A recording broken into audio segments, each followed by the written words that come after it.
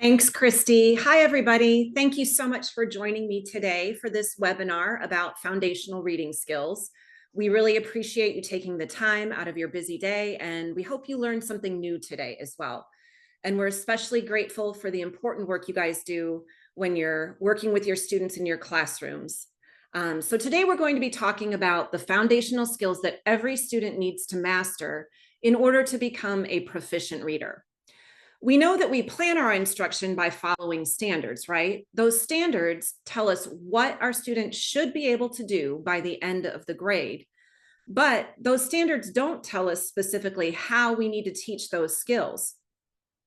I remember my first couple of years teaching, I had a lot of information about what my students needed to be able to do, but not necessarily how to get them to that point. So today I'll be sharing some practical and effective ways to teach these very essential foundational reading skills to our students. This is a two-part series, as Christy mentioned. Here's the big picture of both sessions. So in these two sessions, we're going to be discussing 4 areas of foundational reading skills. First, we're going to talk about print concepts and phonological awareness today. Then on Thursday, we'll talk about phonics and word recognition and fluency. So here's our agenda for today. Hopefully you have access to that handout that has the slides in it and a takeaway that is a really helpful tool that you might find useful when you're planning and prioritizing instruction using your current curriculum. So that takeaway is blank, it's reproducible. You can hand it to your friends if they're also working in the same areas. And if you're anything like me, it's great to get free stuff that you can use right away in your classroom. So we're going to start today with a big picture look at the standards and the research for foundational reading skills. And I'll be talking about specific standards and research studies throughout the presentation for each foundational reading skill that we're covering. So this standard here is from the Introduction to the Common Core State Standards. And it reminds us that the focus of those standards is on results rather than the means of how to get there. So because those standards tell us what to teach, but not necessarily how to do it, we need to use our professional judgment and experience to identify the tools and the knowledge that will be most helpful for meeting those goals. So in this webinar and the next one, I'll be briefly reviewing some key research findings about reading development and also revisit some predictors of reading success. We really need to keep in mind which content is critical and which strategies are most effective, and then use that knowledge to plan and prioritize our instruction so that we get the results for our students that they need.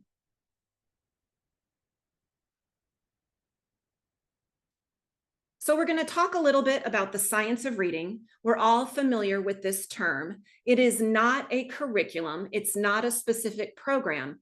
It refers to a body of research that's been gathered over decades of study.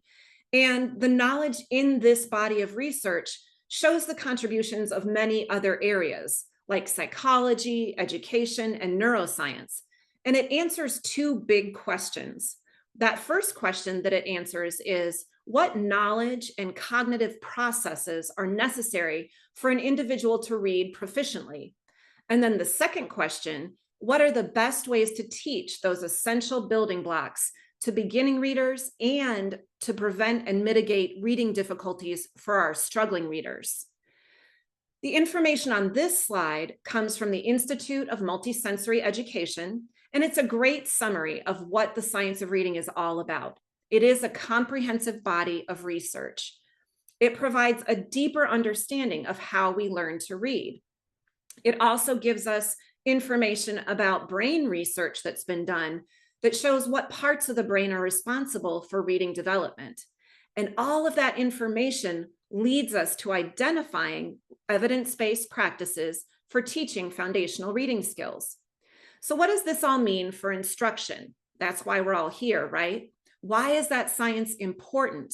Well, a lot of us, including myself, when my children first started learning to read, I just assumed that if I showed them a book, they would automatically learn to read. And of course, as practitioners, we know that's not true. At least 20% of elementary school students struggle to learn to read, and an additional 20% are considered at risk. Only 33% of fourth graders performed at or above the proficient level on the most recent national reading assessment. However, research also shows that 95% of students who struggle will benefit from highly effective instruction. So advocates of the science of reading and the research behind it give us all a call to action. We need to make a commitment to evidence-based reading instruction and end the use of practices that have been shown to be ineffective. Structured literacy is one way to use that science to teach our students to read more proficiently.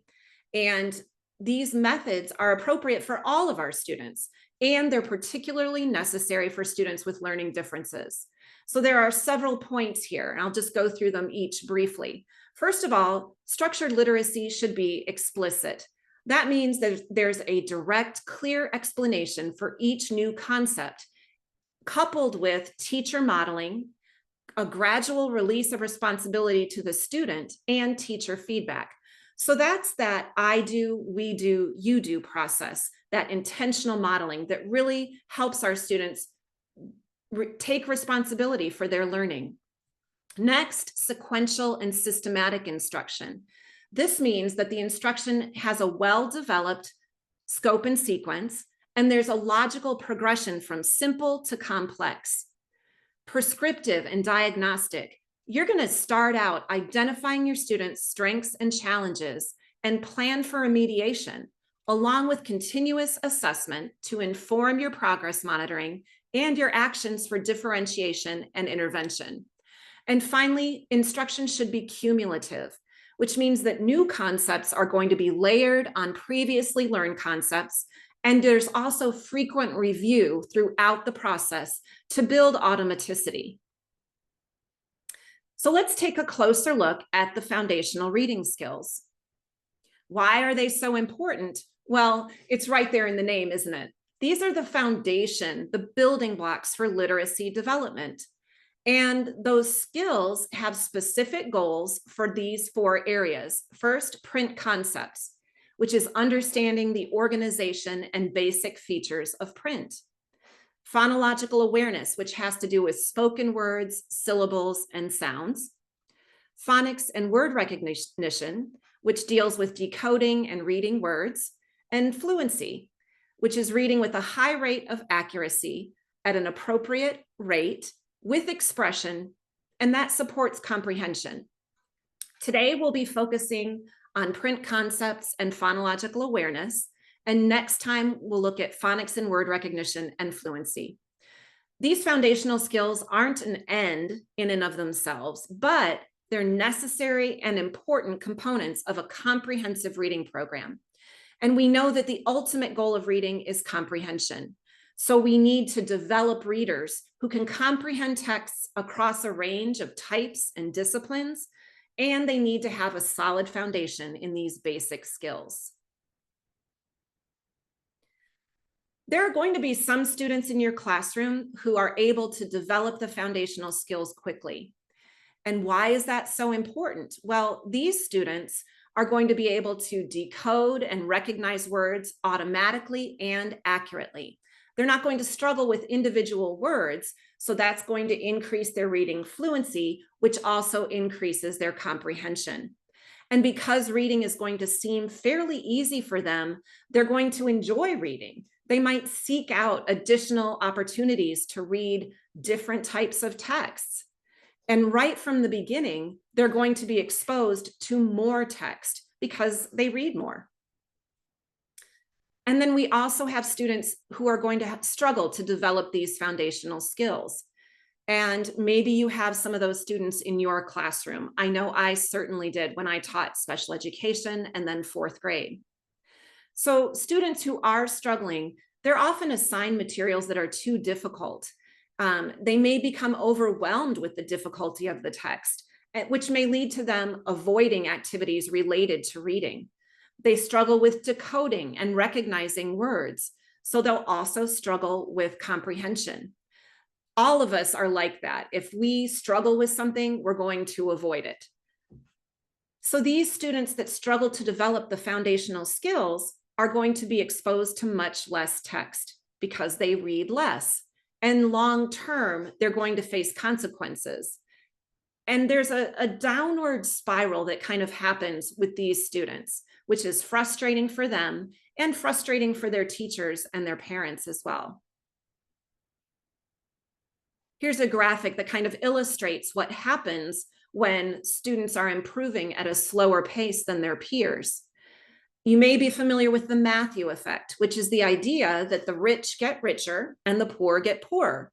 Keith Stanovich in 1986 took this idea and applied it to reading because he observed that young students who had poor vocabulary and decoding skills actually ended up reading much less than their peers who developed those skills earlier.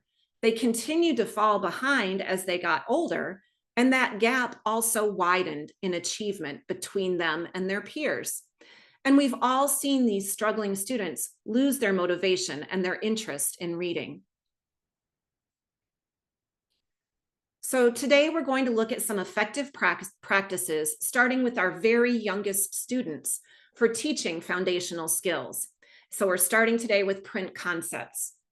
Obviously, those standards for print concepts apply to our youngest students, but instruction in this area begins with early learners, and that instruction for phonological awareness, phonics and word recognition, and fluency builds on our instruction in print concepts.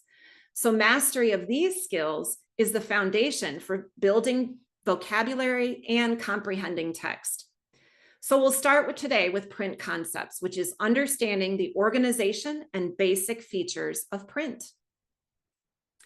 There are two parts to print concepts. We have print or book awareness and letter knowledge. And this is where our children are first introduced to literacy. Think about it. Print is everywhere. It's on signs, it's on computers, it's everywhere we look. And many of our youngest students have a lot of exposure early to books. Their families and their caregivers show them how to handle an actual physical book and where to begin reading on a page, and that those print symbols that they see have meaning to them. The other part of print concepts, letter knowledge, requires our students to become familiar with those 26 uppercase and lowercase letter shapes, and then associate those shapes with their letter names. We're not talking here about sound symbol relationships. That will come later when we talk about phonics. So here's what the standards tell us about print concepts. We want our kindergarten and first grade students to demonstrate understanding of the organization and basic features of print. And the research bears that out. We know that there are assessments that have measured a child's understanding of print concepts that have successfully predicted their future reading success. And that makes sense. We see that students who enter school with more print and book awareness have an advantage. They have additional vocabulary and background knowledge through their early exposure to print and books. And it's great when the research confirms what we already know as educators working with our students. Here's our first takeaway. So it's something printable that you can use in your classroom right away. The full-size page for this is at the end of the handout on page 17. So we want our students to demonstrate an understanding of most of these print and book awareness skills by the end of kindergarten. And this is a checklist that you can use in your classroom. It goes through all the different elements, the function of print, that it can be used for different purposes. It also looks at the conventions of print. Text is read from left to right. There are words are separated by spaces. And it also looks at book conventions. A book has an author. These are all really exciting ways to build conversation in your classroom. And children don't automatically understand how print works. So what's the best way to teach these concepts? Well, one thing we suggest, and a lot of experts suggest, is print referencing. This is where you share a storybook with a child or a group, and then direct their attention to things like the front cover, the back cover, where you start reading on a page, how we read from left to right, and recognizing that there's a space between words. And you can use the takeaway checklist to track your use of these skills. We do recommend just using 3 to 5 different references during the reading of a storybook so that you can also enjoy the story with your students and get them to start thinking about what the story is really telling them. So if you're working with very young students, just choose a few of these skills to emphasize every time you share a book with them. And repetition is always a great idea when we're helping students to remember these concepts. The other part of print concepts is letter knowledge, and here's what the standards say. We want our kindergartners to recognize and name all the upper and lowercase letters of the alphabet. Most of our preschoolers, a lot of preschoolers, can sing the ABC song, right? But have you noticed what they do in the middle of the song? Here's a t-shirt that shows what most children sing between the letters I and P. They memorize the song, but they're not necessarily matching each letter name to the corresponding visual letter. And that's really obvious when they get to LMNOP. They kind of mush it all together. And the research tells us that a student's ability to recognize and identify the letters of the alphabet by name is one of the best predictors of how readily that child will learn to read. It's actually almost as accurate as an entire reading assessment in making that prediction. We also know that when our students can name the letters accurately and automatically and in random order, it shows how thoroughly they've learned the letter names. And that's a springboard for learning and remembering letter-sound relationships. We'll talk more about that in the next part of the webinar. Here are some things to keep in mind when you're teaching letter naming. Most of our early reading programs are going to teach the uppercase letters first, because they're more visually distinguishable than those lowercase letters. And since the uppercase letters are learned first, the lowercase letters that match the uppercase version are going to be easier to learn, like S and Z. We also know that letters with similar shapes cause confusion for our students. So we need to be really careful here, especially with the letters B, D, P, Q, and G. Studies have found that students had less confusion if they mastered one potentially confusing letter before they were introduced to another letter with a similar shape. There's a table of visually similar letters at the bottom of the takeaway on page 17 of your handout. Let's zoom in a little bit on that one. You can see it walks through the different things you need to make sure you're doing when you're teaching these letters. Think about how your current program sequences that instruction. We want to make sure capital letters are taught first and that potentially confusing letters are mastered before students are introduced to another letter with a very similar shape. And you can use this as well when you're planning your sequence of instruction. All right, now we're going to move on to the next foundational skill, which is phonological awareness. Has to do with understanding spoken words, syllables. So phonological awareness is an understanding that speech is made up of subparts. So sentences are made up of words. Words are made up of syllables. Syllables are made up of onsets and rhymes, and that syllables can be broken down into phonemes. Phonemic awareness is part of phonological awareness, and that focuses on the individual sounds or phonemes in spoken words. This is a skill that doesn't develop naturally without modeling. So we need to be sure that we're teaching phonemic awareness skills early during reading instruction. And it needs to be direct instruction. Phonological awareness is mainly a verbal and auditory experience. So let's take a look at that. Here's what the standards tell us about the big picture of phonological awareness. And the research tells us that phonemic awareness performance is a strong predictor of future reading ability. As a matter of fact, it can predict literacy performance more accurately than other variables like intelligence, vocabulary knowledge, or socioeconomic status. and that's from a study by Gillen in 2004. Students who have strong phonological awareness are likely to become good readers. And on the flip side of that, students with weak phonological skills will probably struggle learning to read. Again, according to Blackman, it's estimated that more than 90% of students who have significant reading problems struggle in their ability to process phonological information. And the good news is that phonological awareness is something that teachers can influence significantly through instruction, unlike those other areas of intelligence, vocabulary, and socioeconomic status. So it's worth it to spend time on phonological awareness skills. So here are some general goals for students at different grade levels for phonological awareness.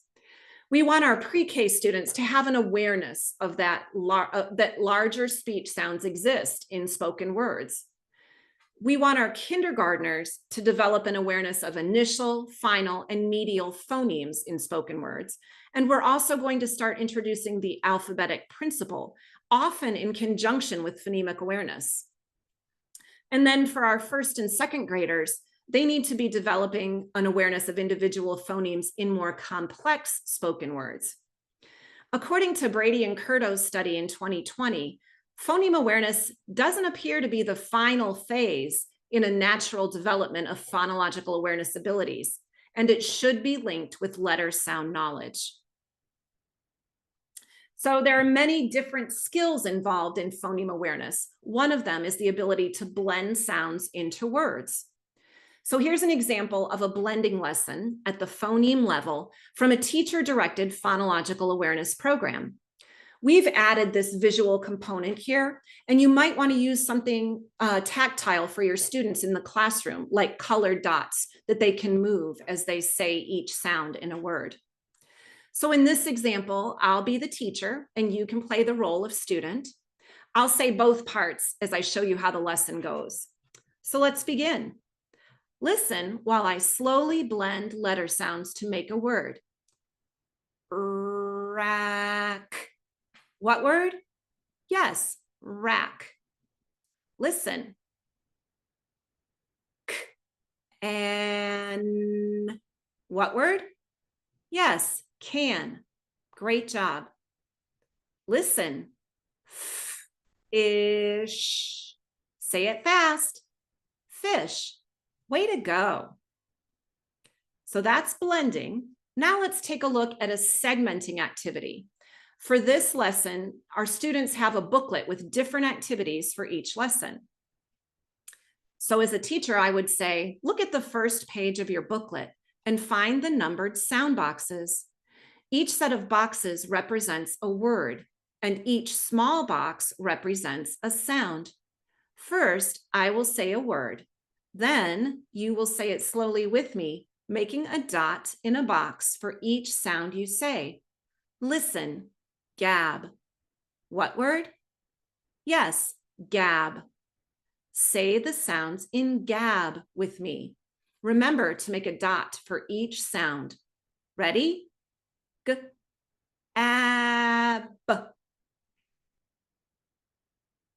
All right, let's try number 2. Ready? Listen, add. What word? Yes, add. Say the sounds in add with me. Ready? Add. Next word, sack. What word? Yes, sack. Say the sounds in sack with me. Ready? Sack. Great job, everybody. Oops. The examples we just looked at come from the GATE Plus program, which is a phonics and fluency program for beginning and struggling readers. It can be taught in a small group or as a whole class activity. So think for a minute about your students and your current beginning reading curriculum. Are you assessing your students' phonological awareness skills at the beginning and then provide direct, explicit instruction to them until they master those skills? And remember, your students, even if they're older students who have significant reading problems, may not have mastered these skills. Think for a minute too about some follow-up activities you could do with your students. One idea is to assign your students each a sound and then put them into groups of 3. They can arrange and rearrange themselves to make real and nonsense words. And you can have fun with this. Try Googling phonological awareness games, and you'll get a lot of really great ideas. So that is part 1 of our Foundational Reading Skills webinar series.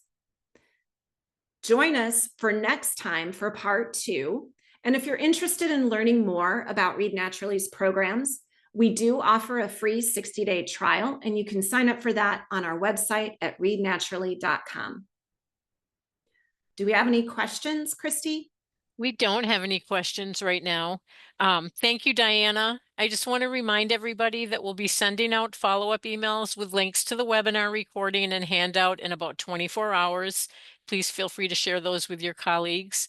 Please respond to survey questions that will appear on your screen after the webinar so we can continue to improve the educational experience for all of you and our future webinars. And please follow us on your favorite social media platform. Thanks so much for joining us today. Bye.